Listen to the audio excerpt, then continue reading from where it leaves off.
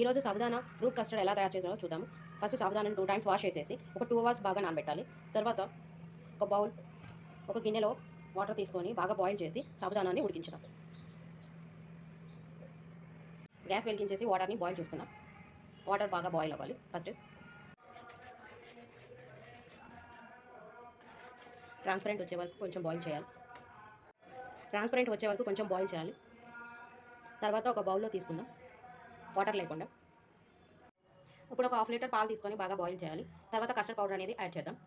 2 spoons custard powder తీసుకున్నాం. దీంట్లో కొంచెం పాలు కలిపి ఉండలు లేకుండా కలుపుకుందాం.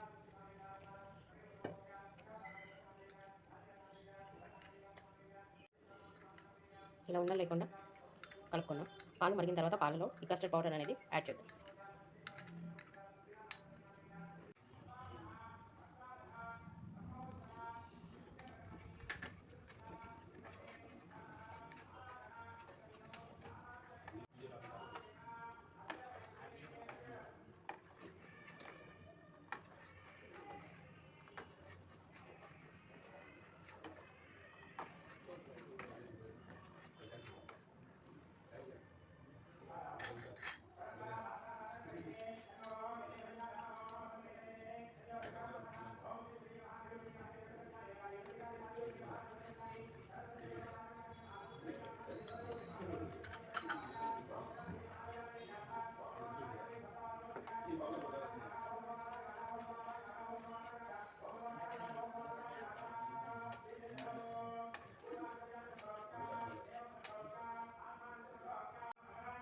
పాలు బాగా మరిగాక బ్రౌన్ షుగర్ అనేది యాడ్ చేసుకున్నాం. తర్వాత కస్టర్డ్ పౌడర్ యాడ్ చేసాము.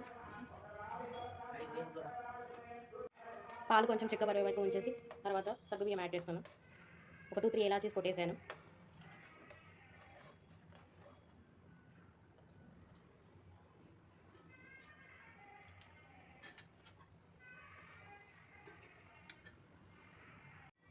సగ్గుబియ్యం యాడ్ చేసుకుందాం.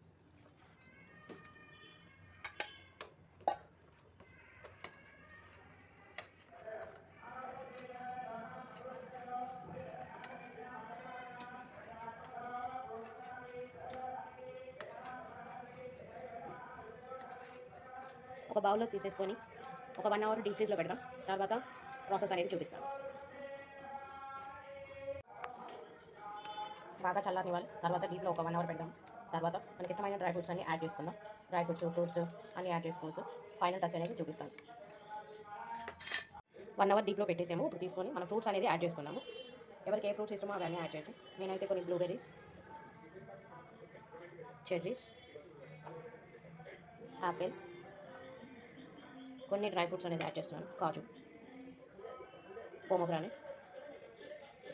ఒక 10 మినిట్స్ అలా డీప్లో పెట్టేసేసి తర్వాత మనం చల్లగా సర్వ్ చేసుకుందాం. Thank you. ఫైనల్ టచ్ అనేది ఒకసారి చూపిస్తాను.